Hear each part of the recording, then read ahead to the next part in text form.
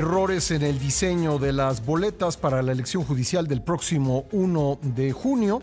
439 candidaturas de las 3.202 que aparecen tienen prácticamente decidido su resultado. Esto de acuerdo con un estudio del Observatorio Judicial Electoral. De esa cantidad, 133 tienen el 100% de posibilidades de ganar. 201 candidaturas no tienen ninguna posibilidad de competir, mientras que 121 tienen 6% de probabilidades, por lo que concluyen que el diseño de las boletas es un determinante de la inequidad de la elección. Vamos a hablar al respecto con Luis Fernández, director ejecutivo de Laboratorio para la Democracia. ¿Cómo estás, Luis? Gracias por estar con nosotros.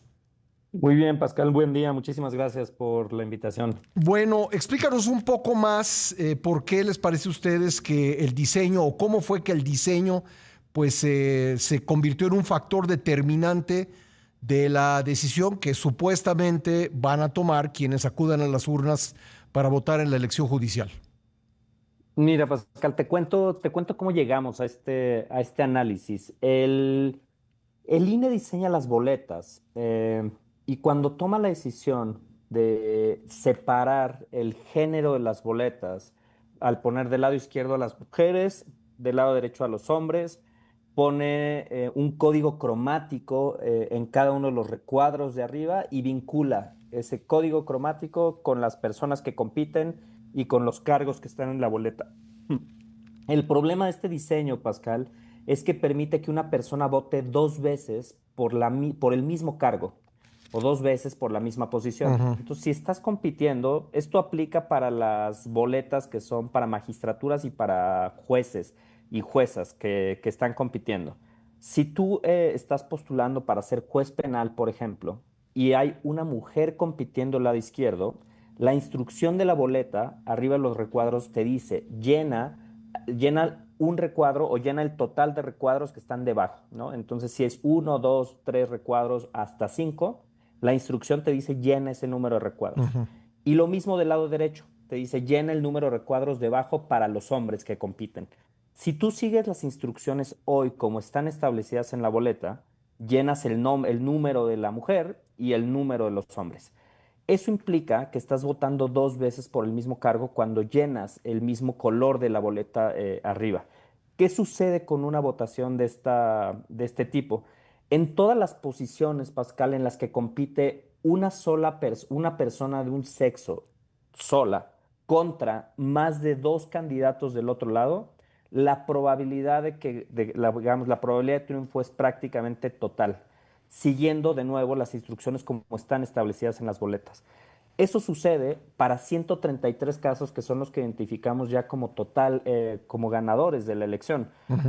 Ahora, el INE en los lineamientos de cómputo nos sorprendió esto claramente y fuimos a revisar los lineamientos del INE para el cómputo distrital para verificar si esto podría considerarse como un voto nulo y no está considerado así.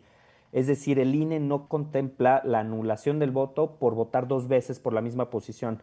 ¿Por qué no lo hace, Pascal? Porque sería ir contra la instrucción que ellos mismos pusieron en la boleta electoral. Y eso claramente generaría no solo un desincentivo aún mayor para votar, sino está generando un error grave en la elección que afecta las Sí. condiciones de competencia para la gran mayoría, para al menos la mitad de las personas que están compitiendo en el país. Nosotros lo que hacemos es reportar los triunfos que las personas que tienen 100% de probabilidad y las personas que no tienen probabilidad alguna de ganar, que son en total 304, si no mal recuerdo el número. Y esos 304, Bueno, pues ni caso tiene que hagan campaña porque unos tienen asegurado el triunfo y otros, pues aunque quieran, no van a ganar. mira, aunque quieran, Pascal, y creo que ese es un mensaje, yo creo que muchas de estas personas no saben que ya perdieron y probablemente están haciendo campaña, están tocando puerta a puerta, están haciendo videos en redes sociales, están intentando convencer a la ciudadanía que vote por ellos y el mensaje es muy duro porque es, aunque promuevan que las personas voten por ellos, las probabilidades de triunfo son nulas. Y esto simplemente por cómo está establecido el diseño en las boletas. Ujú. Y esto es en la elección de Creemos magistrados y jueces federales, ¿verdad? solo aplica para jueces y magistrados. El diseño de las boletas no está así. Digamos, estos problemas de competencia no aplican para la Suprema Corte, ni para el Tribunal de Disciplina Judicial, Sí. ni para la Sala Superior. Esto se presenta únicamente en las boletas para magistraturas y para personas juzgadoras, que son más o menos 840 cargos, y no 848. No tengo el número exacto en este momento, pero es entre 840 y 850 posiciones. Sí. ¿Pudieron hacer el mismo tipo o van a hacer el mismo tipo de revisión para los jueces locales? Porque a mí me platicaban, por ejemplo, que en Durango los tres poderes presentaron los mismos candidatos, entonces realmente no hay competencia ahí. Sí. ¿Ustedes van a revisar también los cargos locales? Hay otras organizaciones, Pascal, que están haciendo ese análisis. Desde el Observatorio Electoral no, nos vamos a concentrar solamente en la elección federal. Sí. Tenemos identificados algunos casos, como bien estableces el caso de Durango. Ujú. Hay otros estados como Quintana Roo, por ejemplo, que presentan listas. Entonces, el elector tiene que elegir entre listas y no entre candidaturas. Entonces, eliges la lista del Poder Sí. Legislativo, la lista del Poder Judicial o la lista del Poder Ejecutivo. Y eso, ahora sí que eliges lo que vaya en el paquete completo, para bien y para mal. Eh, Y si las tres hay listas otra son orga- iguales, pues entonces qué competencia, ¿no? sí, hay otras organizaciones, está SICA, que es el Centro de Investigación de Crímenes Atroces, que está investigando el caso de las elecciones locales, y Sí. sacaron un índice de competencia de las elecciones locales que creo que vale mucho la pena que las personas revisen también, porque te dice en qué entidades simplemente no va a haber competencia electoral por escenarios como esto, en donde hay candidaturas únicas, en donde votas por lista, en donde pues Ujú. prácticamente están decididas la mayoría de las candidaturas, y otros en los que hay un poco más de competencia, pero hacen ellos un buen análisis desde lo local.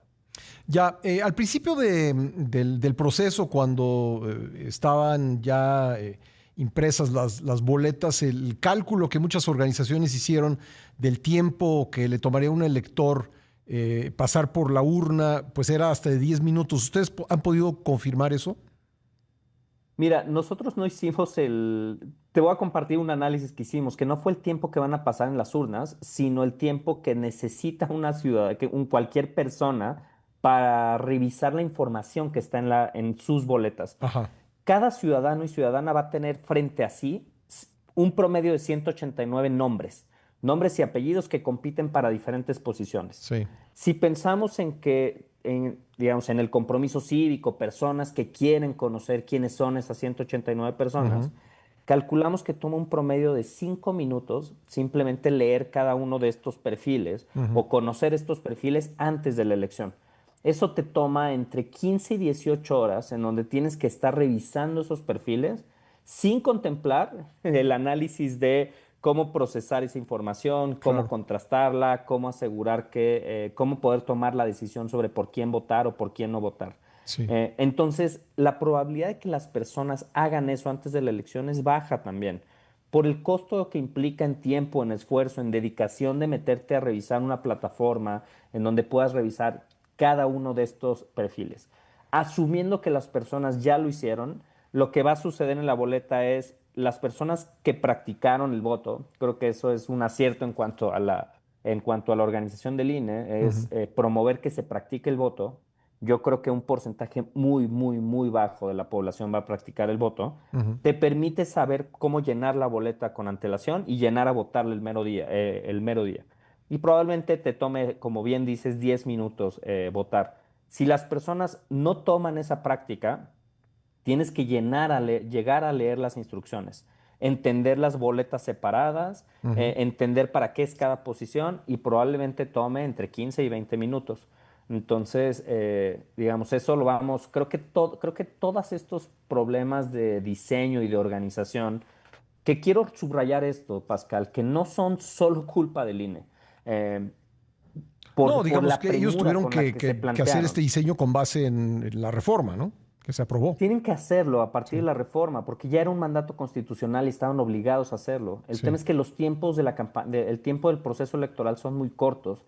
Arrancaron con menos de 8 meses, cuando normalmente son 10, 11 meses para organizar una elección. Ujú. Les aprobaron el 52% de los recursos que habían solicitado para llevar a cabo la elección. Entonces, claramente el INE entra en condiciones adversas. Ujú. con tiempos muy apretados para hacer el diseño de las boletas, para mandar a imprimirlas, para salir en tiempo. Entonces, digo, sin justificarlo, porque errores como este son muy graves para la competencia Sí.